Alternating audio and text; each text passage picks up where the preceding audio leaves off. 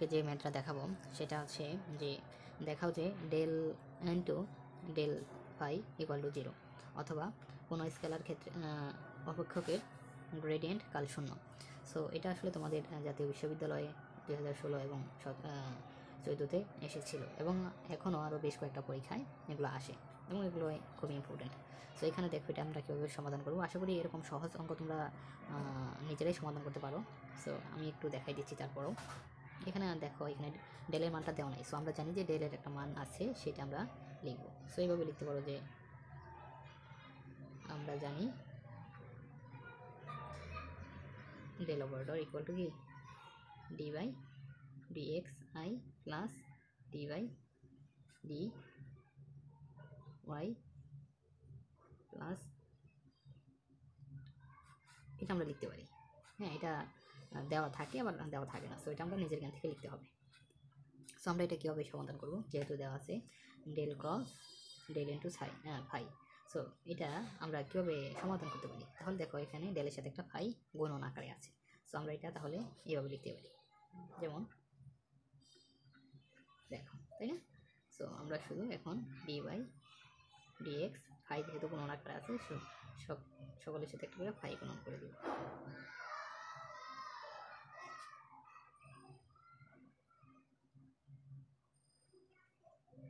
আমাদের এইটুকু কাজ মোটামুটি শেষ।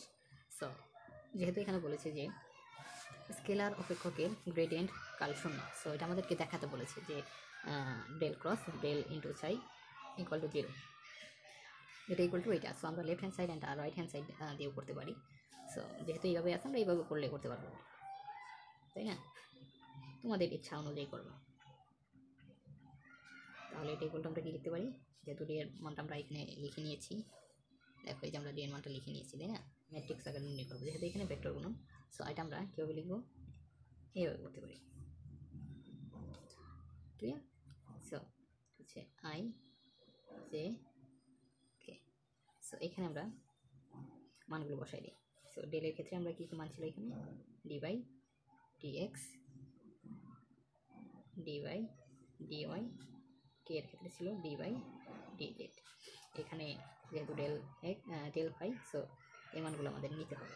Del phi equal to del x, del phi equal to del y, del phi equal to del z. আশা করি এই পর্যন্ত তোমরা সবাই বুঝতে পেরেছো। সো এখন আমরা কীভাবে নির্ণয় করতে পারি, সো আমরা নির্ণয় করে আসি কলেজে। সো সেই হিসাবে আমরা এগুলো সমাধান করতে পারি। সো তোমরা জানো যে এখান থেকে যদি আমরা আই কমন নিই, তাহলে এখান থেকে এই লাইন এবং এই লাইনটা, এই কলমটা চলে যায়।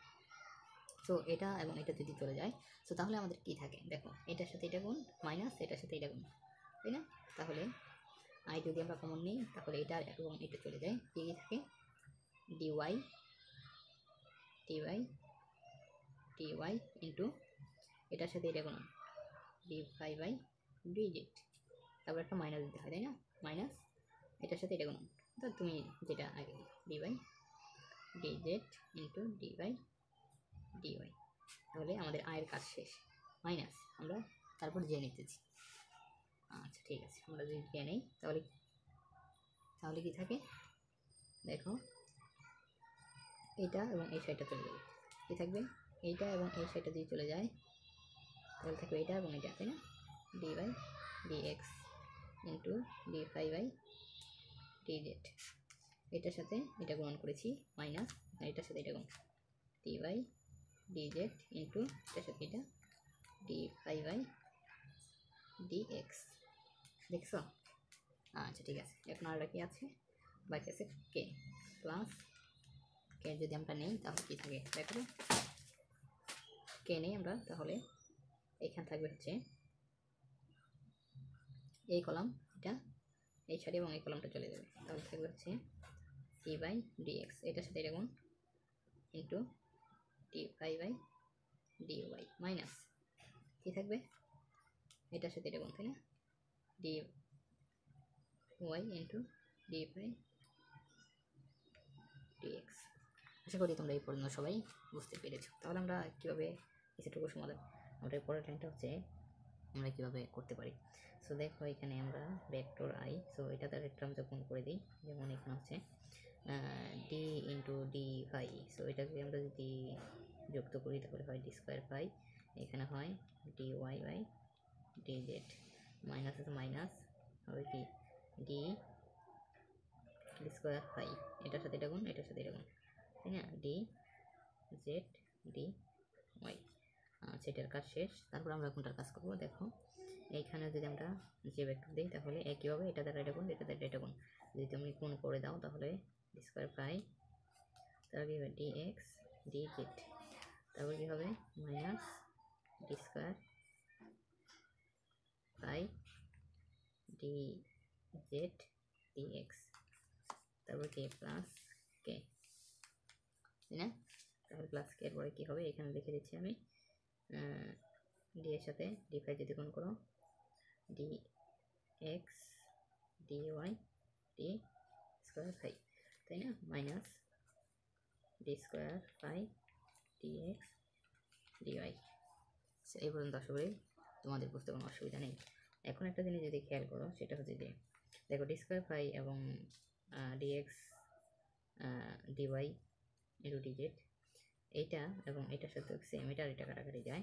দেখো d square phi by d x into d z minus d square phi d z into d x, দেখো এটার সাথে এটা কাটাকাটি যায় প্লাস, এবং এখানে একটা মাইনাস আছে, তাই তো প্লাস মাইনাস এটা এবং এটা দেখো কাটাকাটি যায়। তো কাটাকাটি গেলে কী হয় শূন্য শূন্য, জানি আসলে সেভাবে তোমরা সবাই জানো, তাই না, ইকুয়াল টু 0। সো আমরা বলতে পারি যে অতএব কোন স্কেলার অপেক্ষকের কাল শূন্য, সে কি হবে যে অতএব কোন অপেক্ষকের কাল শূন্য, তাহলে এটা আমরা বলে দিতে পারি।